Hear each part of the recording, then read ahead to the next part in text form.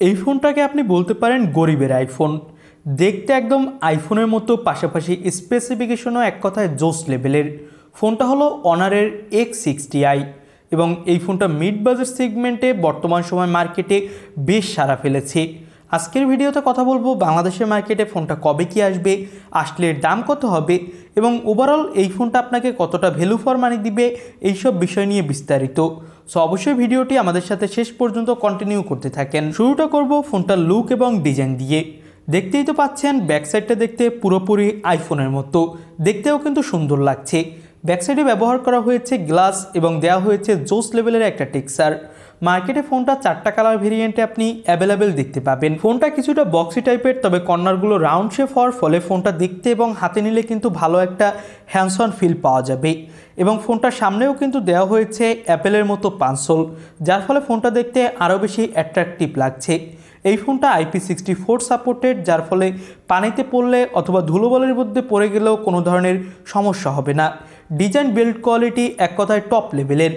এই ফোনটার ডিসপ্লেটা হলো 6.67 ইঞ্চি মাপের, যেটা হলো ফুল HD+ অ্যামোলেড প্যানেল। আর এর রিফ্রেশ রেট দেওয়া হয়েছে 90 হার্টজ।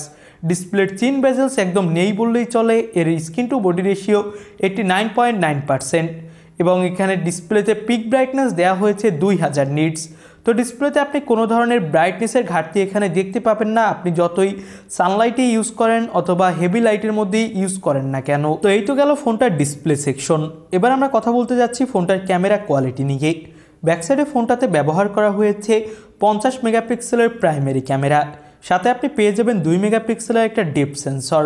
ব্যাকসাইডের ক্যামেরা দিয়ে ফুল HD+ রেজুলেশনে ভিডিও রেকর্ডিং করার সাপোর্ট থাকছে। তো ফোনটার ক্যামেরা কোয়ালিটি কিন্তু মোটামুটি লেভেলের। এখানে যদি 8 মেগাপিক্সেলের একটা আল্ট্রা ওয়াইড ক্যামেরা দিত তাহলে আরও বেশি জমে যেত।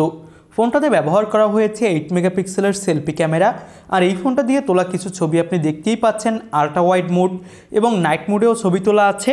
বুঝতেই পারছেন ক্যামেরা কোয়ালিটি মোটামুটি লেভেলের, এক কথায় অনেক বেশি ভালো না, আবার একদম খারাপও না, মানিয়ে নেয়ার মতো। কালারফুল কোনো কিছুর ছবি তুললে ভালোই ফটোগ্রাফি করা যাচ্ছিল। এবার আমরা কথা বলবো ফোনটার পারফরমেন্স সেক্টর নিয়ে।